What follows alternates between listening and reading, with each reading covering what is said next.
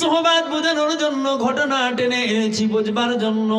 মালিক দিনার গিয়ে দেখে মরুভূমির ময়দানে একটা গাছ, এই গাছের নিচে একজন ব্যক্তি নামাজে দাঁড়ানো।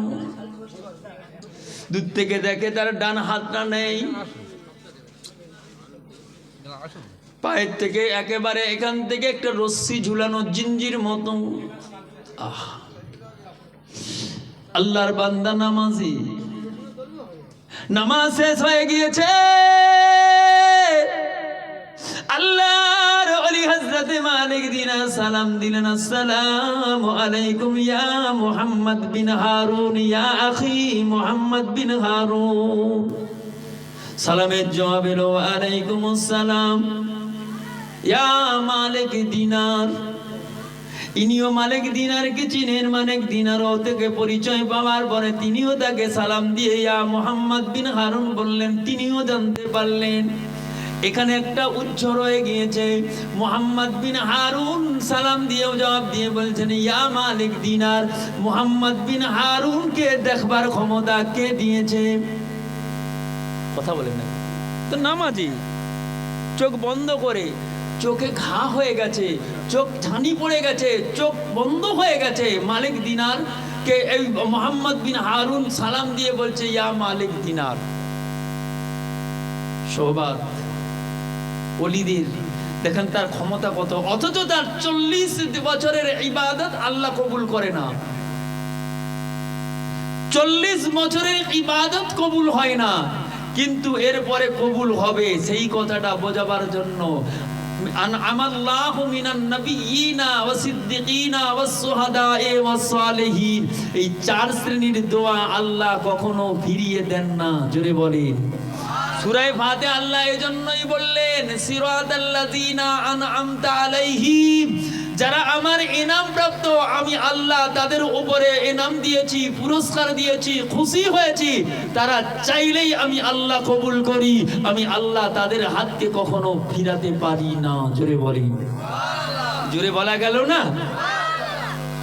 মুহাম্মদ বিন হারুন বললেন মালিক দিন আপনি আমাকে চিনলেন কি করে? মুহাম্মদ বিন হারুন বলছেন এ আল্লাহর ওলি মালিক দিনার, আজকে নয় 40টা বছর ধরে আমি খানায়ে কাবা তওয়াফ করি, উকুফে আরাফা, মিনা, মুজদালিফা, রাতের অন্ধকারে মাকামে ইব্রাহিমে দাঁড়িয়ে 2 রাকাত নামাজ আদায় করে দোয়া করি। ওগো মালিক দিনার, হুজুর বেয়াদবি মাফ করুন, আমি আপনাকে চিনবার ক্ষমতা পেয়েছি, কিন্তু ভাই মনে দুঃখ নেবেন না, 40 বছর কেঁদেছি, আমার দোয়া আল্লাহর দরবারে কবুল হয় না। মালিক দিনার চমকে গেলেন। ও ভাই মুহাম্মদ বিন হারুন, কি কথা শুনলে ভাই? 40 বছর কাঁদতেছো।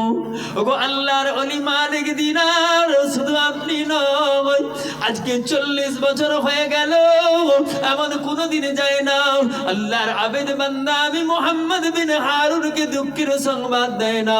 সমস্ত হাজির হজ কবুল হয়, আমি মুহাম্মদ বিন হারুনের হজ কবুল হয় না।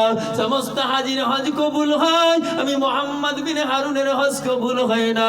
ওগো আল্লাহর ওলি হযরত মালিক দিনার রাহমাতুল্লাহ আলাইহি হুজুর বেয়াদবি মাফ করুন, বেয়াদবি ক্ষমা করুন। আজ 40টা বছর হয়ে গেল, আমার হজ কবুল হলো না, আমার মাকামে ইব্রাহিমে দাঁড়ানোটাও আল্লাহর দরবারে কবুল হলো না।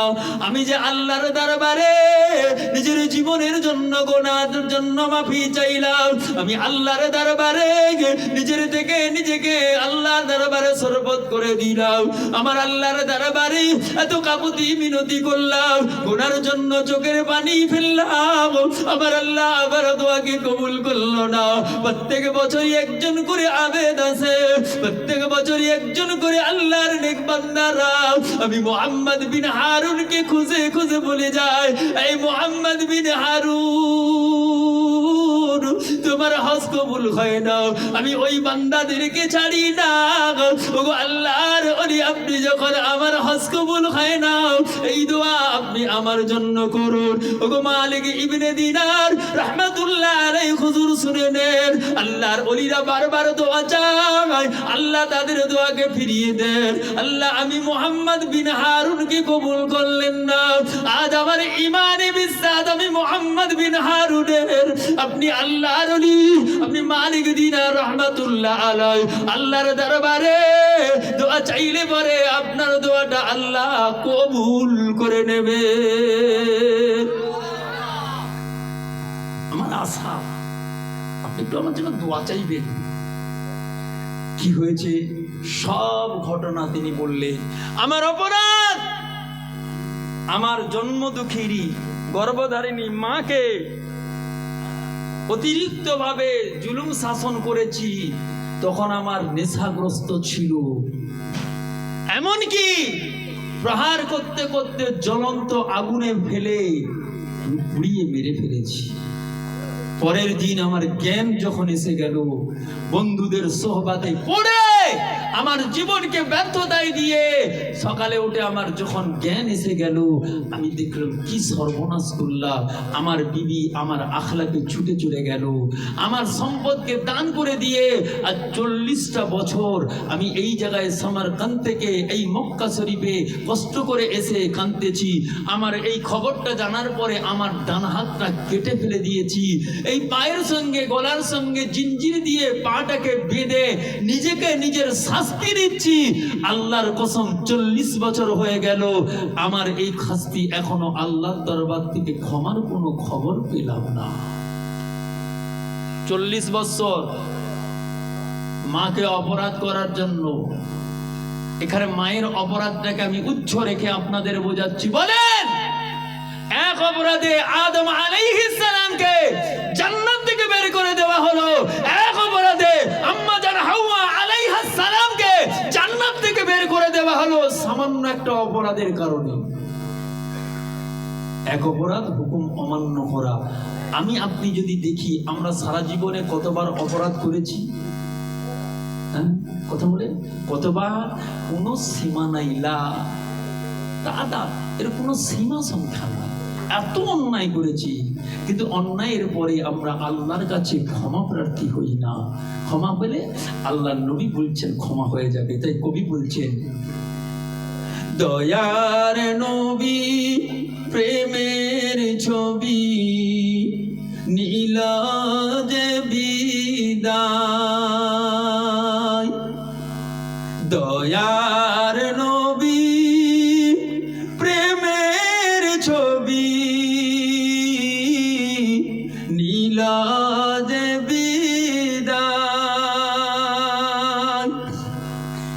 মা জোহরা পাগল পারা শুধু কেঁদে যায়, মা জোহরা পাগল পারা শুধু কেঁদে যায়, পাগল হয়ে তলোয়ার নিয়ে হজরা তোমার ছোটে,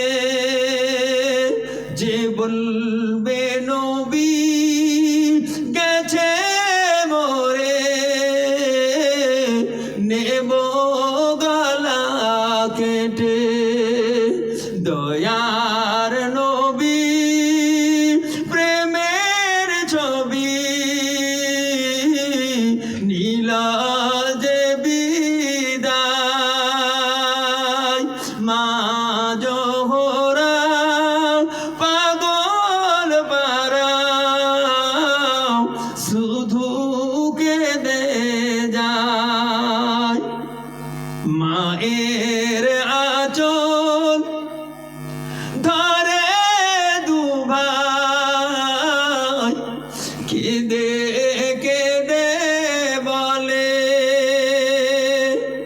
দিবারাতি খেলার সাথী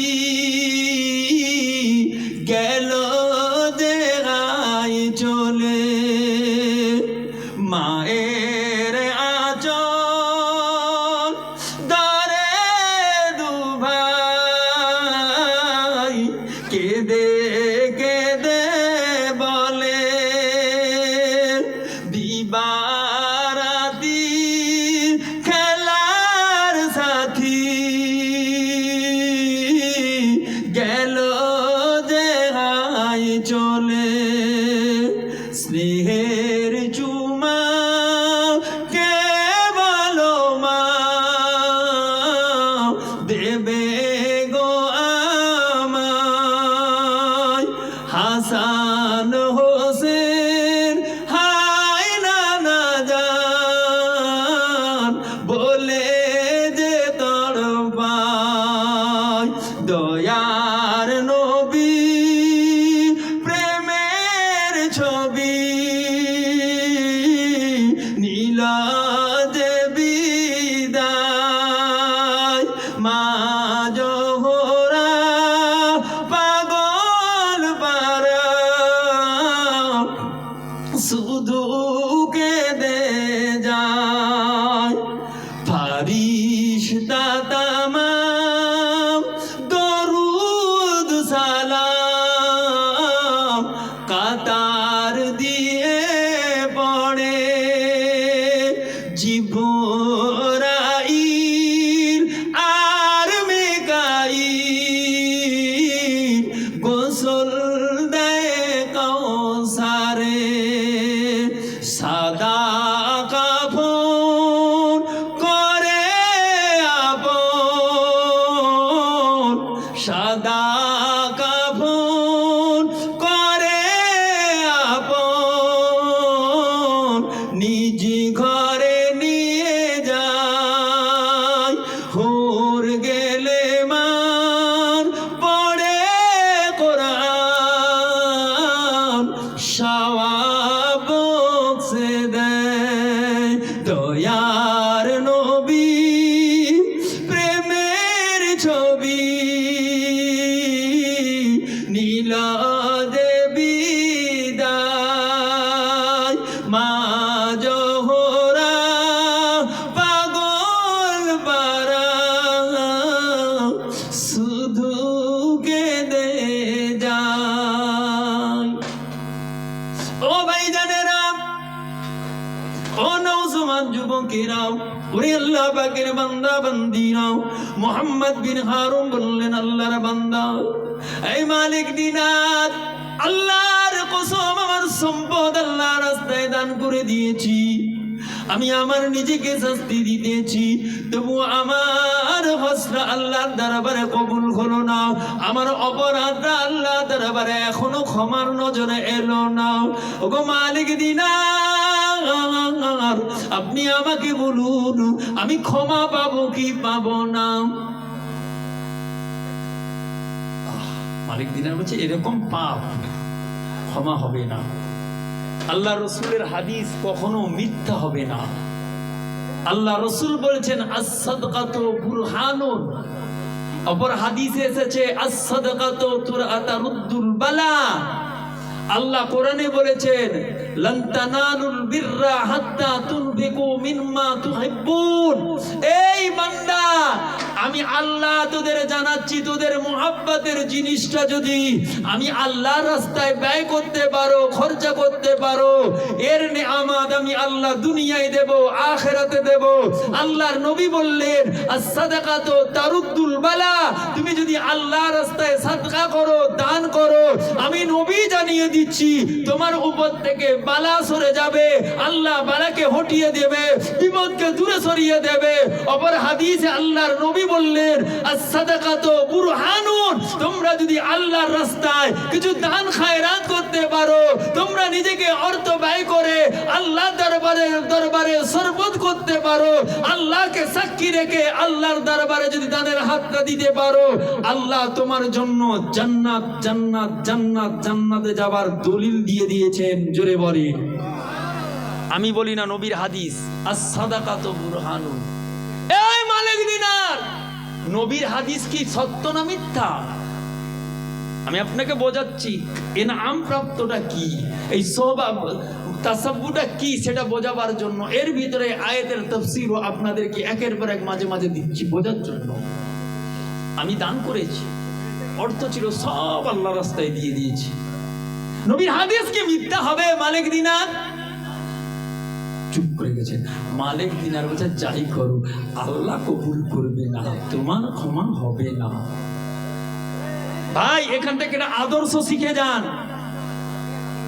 কোন মানুষকে আপনি বলতে পারেন না হবে না, আরে মিয়া তুমি হবে না এটা বলো, ওই বান্দা হবে কি হবে না জানে আমার আল্লাহ, ক্ষমা করবেন আমার আল্লাহ। জোরে বলেন, এটা জোরে বললেন না। আসছি আপনাদের খুব সংক্ষেপে এগিয়ে নিয়ে যাওয়ার জন্য। মালিক দিনার রহমাতুল্লাহ চলে গেলেন, মোহাম্মদ বিন হারুন কাঁদতেছেন। আফসোস, যেহেতু আজকে ইনাম প্রাপ্ত কোন বান্দা তাদের ব্যাখ্যা বোঝাবার জন্য আপনাদেরকে ঘটনা টেনে এনেছি। আল্লাহ ওই মালিক দিনার ফিরে চলে গেলেন, মানুষটা নিরাশ। আল্লাহর ওই মোহাম্মদ বিন হারুন আল্লাহ দরবারে হাত তুললেন, আল্লাহ ও রব্বুল আলামিন, আল্লাহ আপনার নবীর জবানের কথা কখনো তো মিথ্যা হবে না। আমি মোহাম্মদ বিন হারুন আপনাকে ছেড়ে কোথায় যাব আল্লাহ? ও রব্বুল আলামিন, আপনি আমার দোয়া কবুল করে নেন, আমায় মাফ করে দেন, আমাকে ক্ষমা করে দেন। আল্লাহ আপনি ছাড়া আর আমার কোনো নাই। আল্লাহ আপনি আমার রব, আপনি আমার প্রতিপালক। ও রব্বুল আলামিন, আল্লাহ আমার অপরাধের কারণে 40টা বছর আপনার খানায় কাবা তওয়াফ করলাম, মাকামে ইব্রাহিমে দাঁড়ালাম। আল্লাহ আপনার দরবারে দোয়া করলাম, আমি অনাহারে কখনো খাই, কখনো কোনোদিন ইফতারি ঠিক মতো করতে পারি না। 40 বছর ধরে আপনার দরবারে কাঁদলাম, আল্লাহ আপনি কি আমার দোয়াকে কবুল করবেন না? আপনার নবী রাহমাতুল লিল আলামিন জানিয়েছেন, as-সাদাকাতু বুরহানুন। আমি মুহাম্মদ বিন হারুন আমার যত সম্পদ ছিল অর্থ ছিল সব দান করে দিয়েছি। ওগো রব্বুল আলামিন, আল্লাহ এই মুহাম্মদ বিন হারুন আপনার একজন নগণ্য গুনাহগার বান্দা। আপনার নবীর জুবানের কথা যদি সত্য হয়, আল্লাহ আপনার নবী তো কখনো মিথ্যা বলে না। মা ইয়ানতিকু আনিল হাওয়া ইন হুয়া ইল্লা ওয়াহয়ুহা। আপনার ওহী ছাড়া আল্লাহ আপনার নবী কখনো বলে না। আপনার নবীর কথা মতন আল্লাহ আমি সাদকা করেছি, তাহলে কি আমার জন্য জান্নাতের কোনো দলিল হবে না? মুনাজাত করে কাঁদে মোহাম্মদ বিন হারুন, কাঁদছে আর মালিক দিনার চলে গেছে। ও ভাইয়েরা, কিতাবের ভিতরে এসেছে আল্লাহর ওলি হযরত মালিক দিনার রাহমাতুল্লাহ আলাইহি ঈশার নামাজের পরে একটু তন্দ্রা গিয়েছে। এমন সময় দেখতে পাওয়া যায় আখিরি জামানার নবী, নূর নবী, সাইয়্যিদুল মুরসালিন, রাহমাতাল লিল আলামিন মালিক দিনারের কাছে এসে হাজির।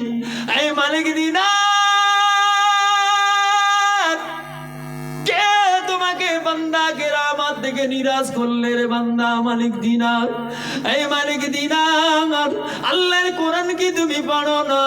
লা তাকনাতু মির রাহমাতিল্লাহ, ইন্নাল্লাহা ইয়াগফিরুজ যুনুবা জামিআ, ইন্নাহু হুয়াল গফুরুর রহিম।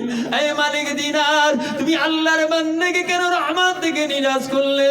ওই বান্দার মনে কেন কষ্ট দিলে? মুহাম্মদ বিন হারুনের মনে কেন ব্যথা দিলে? মালিক দিনার, তুমি কি জানো আমার আল্লাহ মুহাম্মদ বিন হারুনকে ক্ষমা করে দিয়েছে? জোরে বললেন না? আর একটু জোরে বলা গেল না? নারে তাকবীর, নারে তাকবীর। মালিক দিনার, আমি নবী রাহমাতুল লিল আলামিন বলছি, আল্লাহ আমাকে পাঠালেন। আল্লাহ ওই মুহাম্মদ বিন হারুনকে মাফ করে দিয়েছে। তবে একটা কথা আছে, তবে একটা খবর হুজুর, আল্লাহ বলছে, আল্লাহ নবী বলছেন, এই মালিক দিনার, তুমি জানো না আল্লাহর দয়া বান্দার থেকে, সমুদ্র থেকে, দুনিয়া থেকে, तमाम মাখলুকাতের থেকে আল্লাহর দয়া অনেক বড়। জোরে বলি, জোরে বললেন না? জোরে বলা গেল না? সে নবী, সেই নবীর মোহাব্বত, সেই ওলিদের মোহাব্বত আমাদের কাছে নাই। নবী এসেছেন, আপনি বলবেন আজকে তো অনেক ইখতিলাফ চলছে, ফুরফুরায় নবী এসেছে, ফুরফুরায় নবী এসেছে। যে যার মতো ভাই, তুমি বলে যাবে বলে যাও, তুমি লাগামহীন হবে হয়ে যাও, তুমি বলবে বলেই চলে যাও। মনে রেখো একদিন তোমাকে পৌঁছাতে হবে, জবাব তোমাকে সেই জায়গায় দিতে হবে। যে সম্পর্কে জানো না তার থেকে বেশি লাফালাফি করতে যেও না। ফুরফুরা এমন একটি জায়গা যেখানে আল্লাহর নবীর কদম মোবারক পড়েছিল। জোরে বলেন সুবহানাল্লাহ, জোরে বললেন না সুবহানাল্লাহ? আমি তো অনেক ক্ষেত্রে বলেছি, শুনেছেন রাসূল পাক সাল্লাল্লাহু আলাইহি ওয়াসাল্লাম ফুরফুরার জমিনে এসেছিলেন। আমার জীবনে পড়ার জীবনেতে বড় দরবারে বড় হুজুরের খানকার পাশে দেখবেন একটা দরবার, ওই দরবারে একটা বাক্স বসানো থাকে। আমি ন হুজুর কেবলাকে দেখিনি, মেজ হুজুর কেবলা মাদ্রাসার পড়ার জীবনে শুনেছি। বাবা ওইখান থেকে আলোর ফোয়ারার মতো উঠে এসে ওই জায়গায় পড়ে আল্লাহ রসুল আল্লাহ পাকের নেয়ামত ওই দরবারের উপরে বর্ষিত হয়। ওই দরবারের উপরে আল্লাহ পাক কবুল করেন, কারণ ওই দরবারে দাদা হুজুর কেবলা রহমাতুল্লাহ আলাইহি বসে দোয়া করেছিলেন। হুজুর কেবলা বসে দোয়া করেছিলেন। আল্লাহর ওলিরা ওই দরবারে বসে জিকিরের তালিম দিয়ে দোয়া করেছিলেন। আল্লাহর দরবারে কবুল কবুল কবুল। জোরে বলেন, জোরে বললেন না? বিশ্বাস হয় না? আমি আগের বারও বলেছি কিনা মনে নেই, জেনে নেন। আপনার মনের খায়েশটা ঠিক মতো হয় না, কোনো বিপদে পড়ে গেছেন, তবে আবারও বলছি, নিজের লাগামহীন হয়ে যাবেন না, পীরের ইজাজত নিয়ে যাবেন। দায়রা শরীফে বসবে, দেখবেন এখনো দুটো পাখি আছে। আমি আমার গল্প করা কথা বলিনি কারো কাছে, আমার বাস্তব জীবনের কথা বলছি। পাখি দুটো আছে, বুঝতে পারবেন না। আজকে যা সাবিসানি, যার দোয়ার মাহফিল, তুমি তাকে চিনোই না তো, তুমি তাকে জানলেই তো বলতে। আল্লাহ রসুল সাল্লাল্লাহু আলাইহি ওয়াসাল্লাম কত ভালোবাসে আপনি জানেন না? খাজা গরিবে নওয়াজের মুরিদকে নিজামুদ্দিন আউলিয়া নিয়ে গিয়ে দেখাচ্ছিলেন, খুঁজে পাই না পীরকে। 4 তবক আসমান পর্যন্ত তাই করলেন, 7 তবক আসমান তাই করলেন, কোথাও পাই না। খাজা হযরতে নিজামুদ্দিন আউলিয়া ওই সময় বলছেন তোমার পীরকে পাই না, বল যাও খুঁজে দেখো। রাসূল পাক সাল্লাল্লাহু আলাইহি ওয়াসাল্লাম তাকে তার থানার মধ্যে রেখেছিলেন, জানেন না? দাদা হুজুর কেবলা হঠাৎ একদিন বলে বসলেন, ও আমার খলিফারা। বসিরাটি আল্লামা রুহুল আমিন সাহেব ছিলেন, সুবিত জামল সাহেব ছিলেন, বড় বড় খলিফারা ছিলেন। ওই জায়গায় দাদা হুজুর কেবলা বললেন, আমার 9 ছেলেকে একটু আগে থেকে কোথাও দেখতে পাওয়া যায় না, কোথাও আছে তোমাদের 9 ভাই, একটু খোঁজ করে দেখতে পারবে? বসিরাটি হুজুর বলছেন, হুজুর আপনি যদি আমাকে ইজাজত দেন আমি দেখতে পাবো। তাসাব্বু মান তাসাব্বাহা বিকাউমিন ফাহুয়া মিনহুম, তুমি যার সঙ্গে তাসাব্বু রাখবে, মহব্বত রাখবে, হাসর তার সঙ্গে হবে। দাদা হুজুরের সঙ্গে তাসাব্বু রেখেছিল বসিরহাটি হুজুর। দেখে হুজুর বলছে, দেখো বাবা রুহুল আমিন।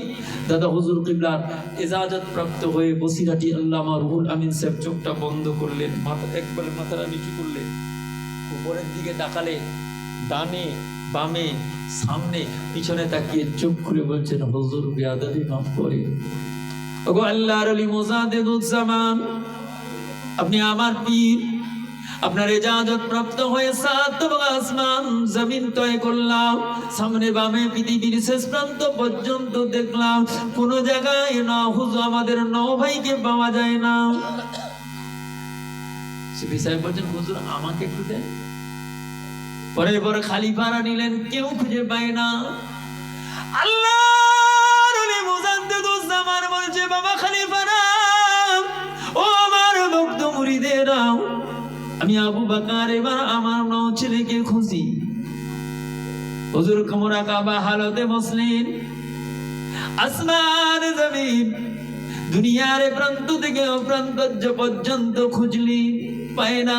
দেখতে পান আখিরি জামানার নবী রাহমাতুল লিল আলামিন মসজিদে নববীর মাজার মোবারকের ভিতর থেকে আল্লাহর ওলি মুজাদ্দিদুজ জামানকে দেখার জন্য বলছেন, আবু বকর আমার দিকে তাকাও, আবু বকর আমার দিকে তাকাও, আমি রাহমাতুল লিল আলামিন তোমার দিদার করার জন্য, তোমার সাক্ষাৎ করার জন্য দাঁড়িয়ে আছি। আল্লাহর নবীকে লক্ষ্য করে বললেন, আবু বকর কি খুঁজতেছো? ইয়া রাসূলুল্লাহ, ইয়া হাবিবাল্লাহ, পৃথিবীর এমন কোনো জায়গা নাই, আসমান জমিন তাই করে দেখলাম, আমার নও ছেলে নজমুস সাদাতকে পাই না হুজুর। ইয়া রাসূলুল্লাহ, ইয়া হাবিবাল্লাহ, আমি তো তার আব্বা জান, আমি আমার সন্তানের খোঁজ করার জন্য মুরাকাবা হালতে দেখলাম, আমি খানায়ে কাবার দিকে দেখলাম, যখন মদিনার মসজিদে নববী আপনার রওজা মোবারকের দিকে দেখলাম, আপনাকে দেখতে পেলাম। ইয়া রাসূলুল্লাহ, ইয়া হাবিবাল্লাহ হুজুর, আমি অন্য কোনো তালাশ করি না, আমার নও ছেলেকে খোঁজ করবার জন্য আজকে আমি আবু বকর মুরাকাবা হালতে দেখতেছি। আল্লাহর নবী বললেন, আবু বকর কেঁদো না বাবা, কেঁদো না। যুবকেরা, ওই আল্লাহ পাকের বান্দা বান্দিরা, ও আল্লাহ নবীর উম্মত উম্মতানি গণেরা পায়ে ধরে বলে যায়, আজ সেই হুজুর কিবলার শরণ সবাই আজকে আপনি আমি বুঝতে পেরেছি, যাকে রাহমাতুল লিল আলামিন তাওয়াজ্জু দিয়েছিলেন, যাকে মুজাদ্দিদুজ্জামান তাওয়াজ্জু দিয়েছিলেন, আল্লাহর নবী যার উপরে খুশি, আল্লাহ তার উপরে খুশি, আমার মুজাদ্দিদুজ্জামানও খুশি, সেই ওলির মাহফিলে বসেছি, এটা আমাদের জন্য বড় গৌরবময়, আল্লাহর দরবারে কবুলিয়াত। যদি আল্লাহ রাজি না হতেন, আমার পীর মুজাদ্দিদুজ্জামানের আওলাদ নও হুজুর কিবলাকে ওই জায়গায় রাখতেন না। আল্লাহ যদি রাজি না হতেন, রহমাতুল লিল আলামিন যদি রাজি না হতেন, তাহলে মোহাম্মদ বিন হারুনের জন্য মালিক দিনারের কাছে আল্লাহর নবীর আশা লাগতো না। কথা কি বোঝা যায়? কেন এলেন এই জায়গাটা আমি পরে আসছি। মালিক দিনার রহমাতুল্লাহ আলাইহি উঠে পড়লেন, ছুটে গেলেন, ও ভাই মোহাম্মদ বিন হারুন, আল্লাহ তোমাকে ক্ষমা করে দিয়েছেন। জোরে বলেন, আরেকটু জোরে বলেন। আল্লাহর নবী তোমার জন্য খবর দেওয়ার জন্য আমি মালিক দিনারের সঙ্গে রাহমাতুল লিল আলামিনের দিদার হয়ে গেল। জোরে বলা গেল না? আরেকটু জোরে বললেন না? আল্লাহর ওলিদের পাওয়ার আছে না নাই? কথা বলেন না কেন আপনারা? আমি আপনাদেরকে শুধু ওলিদের সম্পর্কে এতগুলো কথা বলছি, পাওয়ার আছে না নাই? না হুজুর কিবলার যেমন দেখালাম, এরকম বড় হুজুরের দেখাতে পারি, মেজরা হুজুর ছোট হুজুর কিবলার দেখাতে পারি, আমি যতটুকু আমার পড়াশোনার গবেষণায় আমি যতটুকু পেয়েছি সেটা দেখাতে পারি। এমনও আল্লাহর ওলিরা আছেন, আল্লাহ তাদের সঙ্গে রাহমাতুল লিল আলামিনের দিদার করিয়ে দেন, মুহূর্তে মুহূর্তে আল্লাহ দিদার করান। জোরে বলি, যাকে নবী তার কবর মোবারকের ভিতরে, রওজা মোবারকের ভিতরে দেখেছিলেন, কোন মৌলানা কোন দাদা হুজুরের খলিফারা দেখতে পায় না, আল্লাহর নবী দাদা হুজুরকে দেখালেন। সেই ওলি হক না না হক? কথা বলেন না কেন আপনারা? আর সেই ওলি যদি বয়, আল্লাহ আল্লাহ আপনি আমার মহাব্বতের লোকগুলোকে একটু ক্ষমা করে দেন, আল্লাহ কি ফিরিয়ে দেবেন? কথা বলেন না কেন? সেই ওলির দরবারে গেলে রাহমাতুল লিল আলামিন আসতে পারে না। নও হুজুরের জীবনীতে আছে, নবী পাক সাল্লাল্লাহু আলাইহি ওয়াসাল্লাম এসেছিলেন ফুরফুরার জমিনে। দাদা হুজুরের জীবনী খুলে দেখেন, এসেছিলেন। ডক্টর শহীদুল্লাহ সাহেবের জীবনী খুলুন, তিনি বলছেন এসেছেন। বসিরারি আল্লামা রুহুল আমিন সাহেবের জীবনী খুলে দেখেন, বলছেন রাহমাতুল লিল আলামিন ফুরফুরার জমিনে এসেছেন। তুমি পাবে না, তুমি দেখতে পাবে না। আসলে দেখার চেষ্টা করো না, যারা দেখেছে তারা চিনেছে, তুমি দেখো না, তুমি চিনবে কি করে? অন্ধকে যদি বলা হয় মাটির ঢিলে দিয়ে সোনার তাল, অন্ধ কিছুই বুঝতে যেমন পারে না, তুমি সেই রকম কিছু বুঝবার ক্ষমতা তোমার হবে না। হবে কার? যে চেনার মতো। অন্ধ এখন পয়সা চিনে, 1 টাকা কি 2 টাকার কয়েন, 1 টাকা না 5 টাকার নোট বুঝতে পারে। অন্ধের এই প্র্যাকটিক্যাল আইডিয়া এসেছে, তবু অন্ধ তোমার থেকেও ভালো, আল্লাহর কসম তোমার থেকেও ভালো। তুমি এমন এক অন্ধ, অজ্ঞ অন্ধ, তুমি টাকাও চিনো না, অর্থ চিনো না, সোনাও চিনো না, ওলি চিনো না, নবী চিনো না, কোরআন চিনো বটে, কোরআনের কোনো অক্ষর চিনো না, আল্লাহকেও ঠিক মতো চিনো না। আবেগ প্রবণতায় চলো, আল্লাহ বলছে খালি কবরে ঢুকো, শাস্তির মজা নিয়ে চলো। আমি বলছি না, আচ্ছা অনেকে বলে, মানে তো শুনি কিন্তু কাউকে বলিনি, আমি কারো ইখতিলাফি কথা বলিনি। আমি আপনাদেরকে বোঝাতে চাচ্ছি, আজকের এই মাহফিল আমার নবীকে আল্লাহ দেখাতে পারে কি পারে না? এটা কথা বলবেন। হ্যাঁ না, আমি খুব সংক্ষেপে নিয়ে যাচ্ছি। আল্লাহ দেখাতে পারে কি পারে না? আল্লাহ দেখতে পারে কি পারে না? এখন বলবেন অলি কি দেখতে পারে? হ্যাঁ, অলির কি ক্ষমতা আছে? এইবারে আসবেন, অলির ক্ষমতা যদি না থাকে তাহলে অন্ধ মোহাম্মদ বিন হারুন ঘা হয়ে গেছে, সালাম দেবার পরে কি করে বললেন তোমার নাম হলো মালিক ইবনে দিনার? বাইজিদ বোস্তামিও গিয়েছিল, বলেছিল তোমার নাম বাইজিদ বোস্তামি, তুমি আল্লাহর ওলি হয়েছো মায়ের দোয়ার ওসিলায়। মোহাম্মদ বিন হারুন অন্ধ, চিল্ল কি করে? কথা কি বুঝতেছেন? তাহলে দেখার ক্ষমতা কে দিয়েছে? আল্লাহ যদি আমার পীরকে ক্ষমতা দেন, তিনি কি দেখতে পারেন না? কারামাতে আউলিয়ায়ে হাক্কুন, আল্লাহর ওলিদের কারামত সত্য। নবী পাক হাদিস আল্লাহ নবী বলেছেন, আলা ইন্না আউলিয়া আল্লাহে লা ইয়ামুত, আল্লাহর ওলিদের কখনো মৃত্যু হয় না, আল্লাহর ওলিদের কখনো মৃত্যু হয় না, তাদের মরণ মৃত্যু হয় না, তারা এক জায়গা থেকে অপর জায়গায় চলে যায়, তাদের তাওয়াজ্জু আরো বেশি বাড়ে। আমি আপনাকে খাজা গরিবে নওয়াজ থেকে নিয়ে, হিজলি বাবা মাসনাদে আলার জীবনী থেকে নিয়ে, মুজাদ্দিদুজ জামানের জীবনী থেকে নিয়ে আপনাকে প্রমাণ দিতে পারি আল্লাহর ওলিরা আল্লাহ পাকের দরবারে কবুল। তারা এক এক সময় এক এক মুরিদের খবর রাখার ক্ষমতা রাখে। তুমি জানবে কি করে? তোমার তো জানার ক্ষমতা নাই। তাই অনুরোধ করে বলছি, বোঝার ব্যাপার। তাই কবি বলছেন চিনবার ব্যাপার তো, চোখ থাকলেই সব চিনা যায়। আপনি সব চিনে ফেলবেন? কথা বলেন, চোখ আছে আপনি চিনে নেবেন। যিনি স্বর্ণকার, তাকে যদি স্বর্ণ দেয় সে চিনতে পারে, আপনি সোনা বা ইমিটেশন চিনতে পারবেন? কুষ্টি পাথরে ফেলতে হবে। তার মানে আপনি যতই সিনিয়র হন, আপনাকে যদি কুষ্টি পাথর দেয়, আপনি কিন্তু পাথরে ঘষে সোনা চিনতে পারবেন না। তাহলে ওই সোনা চিনার জন্য যিনি স্বর্ণকার, তার কাছে আপনাকে স্বর্ণপূর্ণ হতে হবে। আপনার কম্পিউটার চালান, যারা মোবাইল চালায় এদেরকে কম্পিউটার দিলে পারবে না। তাহলে কম্পিউটার চালানোর ট্রেনিং নিয়ে শিখে, যে শিখেছে তার কাছে ট্রেনিং নিতে হবে। আপনি গাড়ি চালান, আমি যদি বলি গাড়ি চালাবো পারবো না, আমাকেও ট্রেনিং, যিনি চালক তার কাছে ট্রেনিং নেওয়া লাগবে। তুমি সেই রকম ওলির সোহবাত ধরো না, তুমি ট্রেনিং প্রাপ্ত নয়, আনলিমিটেড যে কোনো মুহূর্তে দিতে পারো। তোমার তো কিছু জ্ঞান নেই, হিতাহিত জ্ঞান নাই, বুক করে দিয়ে দেবে, কোথায় দেবে, নিজেও যাবে যাত্রীও যাবে। এজন্য তোমার গাড়ির প্যাসেঞ্জার হওয়া বড় কঠিন, কেউ উঠতে চায় না। যদি জানতে পারে নতুন ড্রাইভার বলে থাকবে থাক বাবা, 3টি গাড়ি পরে যাব, তোমার গাড়ি উঠবো না। কথা ভুল না ঠিক ভাই? তো পরিস্থিতি তাই। তাই কবির ভাষায় কবি কি সুন্দর করে বলছেন, কোথায় আছো গাঁও